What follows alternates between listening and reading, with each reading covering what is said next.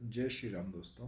मैं दिनेश जोशी एक विषय पर बात करने के लिए आज आपके पास आया हूँ। और विषय का जो टॉपिक है, जो विषय है वो ये है कि हम लोग किसी के निधन पर और किसी की मृत्यु पर एक शब्द का प्रयोग करने लगे हैं, जो है रेस्ट इन पीस।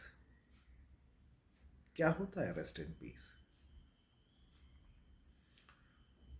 हिंदुओं में मान्यता है, हिंदू धर्म में मान्यता है कि किसी व्यक्ति के देहांत के बाद जो अंतिम कर्म होता है, क्रियाकांड होता है, उसमें हम उसकी अंत्येष्टि करते हैं। हम उसको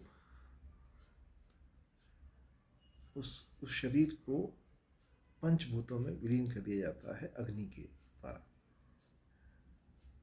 क्योंकि हम ये मानते हैं कि शरीर जो है नाश्वर है और आत्मा जो है वो अपना अलग अलग चूड़ा चेंज करती है कर्मोनुसार। आपको अगला जन्म या आपके अगले जो जन्म मिलता है वो आपके कर्म के आधार पर मिलता है, या तो मोक्ष मिलता है या जन्म मिलता है। लेकिन हम आजकल इस आधार को, इस लॉजिक को नहीं समझ करके हम लोग एक शब्द का प्रयोग करते हैं, RIP, रेस्ट इन पीस। आप किसी भी परिवार के समूह में, ग्रुप में, व्हाट्सएप में, फेसबुक में, इंस्टाग्राम में अगर जब आप देखते हैं कि कोई व्यक्ति या कोई अपना परिचित या कोई भी आपका देहांत हो जाता है, तो हम उसमें अपनी संवेदनाएं व्यक्त करने के लिए हम जो शब्द का प्रयोग करते हैं वो हम रिप लिखने लगे हैं, rest in piece. Rest in piece शब्द आया कहाँ से, पहले तो ये समझना आवश्यक है।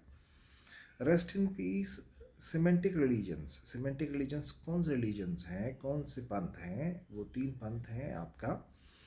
एक तो यहूदी, ठीक है, दूसरा क्रिश्चियंस और तीसरा इस्लाम।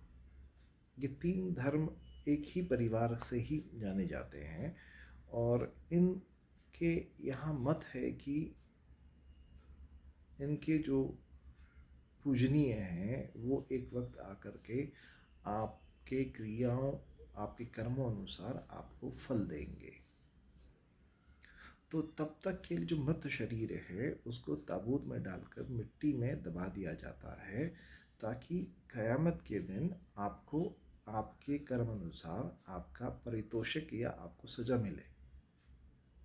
तो इसीलिए कहा जाता है rest in peace till the day of judgement, और क़यामत के दिन तक आप वहाँ पर रेस्ट करें।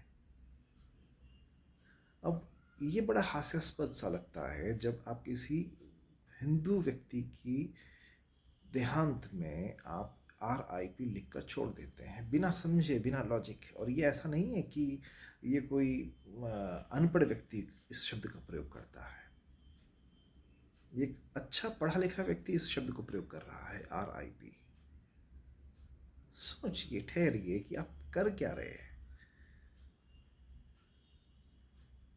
आप तो उसका धर्म ही बदल दे रहे हैं उसकी मृत्यु के बाद।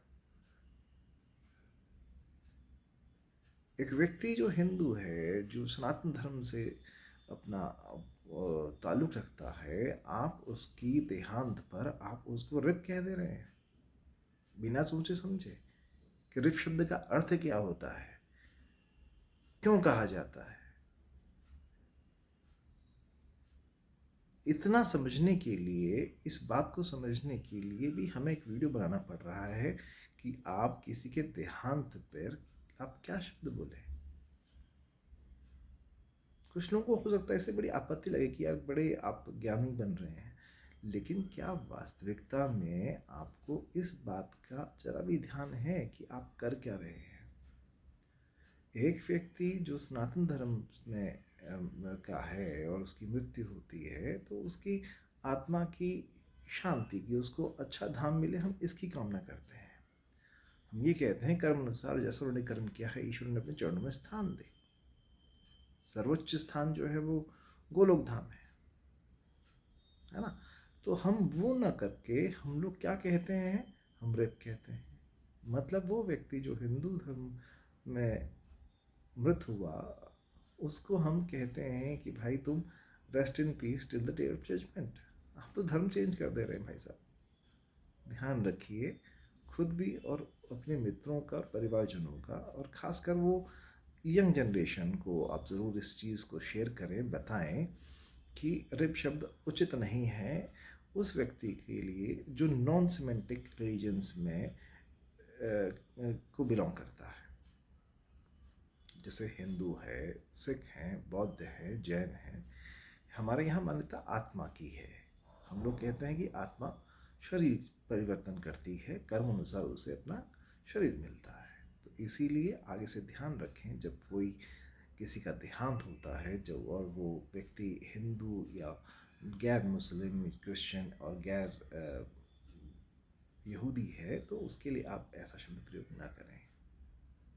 खुद भी आप ध्यान रखें और अपने करीबी मित्रों, रिश्तेदारों और बच्चों को ज़रूर बताएं कि बेटा RIP उचित नहीं है, ओम शांति लिखिए या सदगति की कामना कीजिए। इन्हीं शब्दों के साथ आज के वीडियो को विराम देता हूँ। आप सबसे कामना है कि आप इस चीज़ को शेयर करेंगे, समझेंगे और समझाएंगे, ताकि इन शब्दों में जो बहुत महत्वपूर्ण शब्द हैं उनका तो हम कम से कम ध्यान रखें। जय श्री राम,